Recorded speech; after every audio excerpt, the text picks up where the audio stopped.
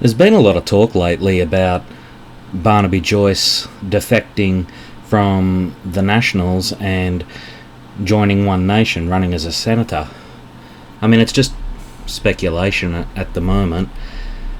All he's really confirmed is that he won't be recontesting the seat of New England. Yeah, New England.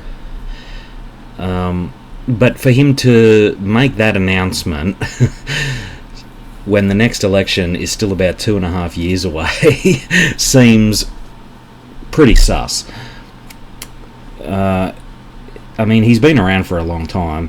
He's very career-driven, as many politicians are, and he probably figures he's unlikely to lead the National Party again, and he's even less likely to be the Deputy Prime Minister again. So he's not ruling anything in or out at this stage, and apparently he's in talks with Pauline Hanson. So maybe he is considering it.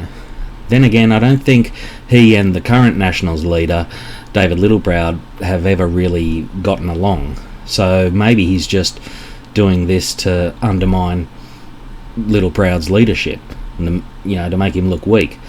I mean, Littleproud's already asked him publicly to stay with the Nationals. So you can get away with doing that once, but I don't think he can do it again, because then he's just going to look like he's grovelling. But the more Barnaby goes out there and keeps talking about how he's not contesting the next election, and he's not ruling anything in or out, he's weighing up all his options, the usual blah blah blah. All he's really doing is hurting the National Party and making the coalition look bad. I'm not saying he's not considering it, he probably is, but see, and Pauline Hanson definitely wants a succession plan. She's about 70, I think. The last time I checked, she's around 70 years old. Barnaby, I think, is around 60. And Pauline knows that when she retires, One Nation is probably pretty much finished. So she wants a new leader, someone that's, that's a bit recognisable. I think in the last election, Pauline Hanson's daughter, I can't remember her name, but I think she ran for a Senate seat in Tasmania.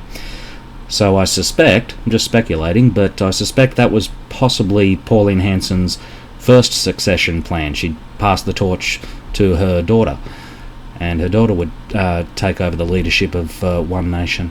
But she didn't get elected, so she's probably looking at other options.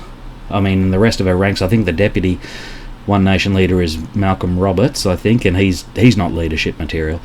So it is possible that Barnaby Joyce will take over, but I'm telling you, this is just a gift for the Albanese government, because it's just further highlighting the chaos and the division that the coalition are currently going through. So it wouldn't particularly surprise me if Barnaby Joyce ended up running for the Senate and became leader of One Nation. It wouldn't particularly surprise me, but there's something that tells me that he's really just doing this to try to undermine David Littleproud, as I said, and to try to get get them to change their policy, particularly with climate change, the net zero targets. He seems to be really up in arms about that. So I guess we'll just have to see what happens. What do you think?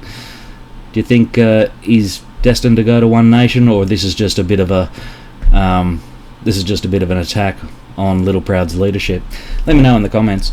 Cheers.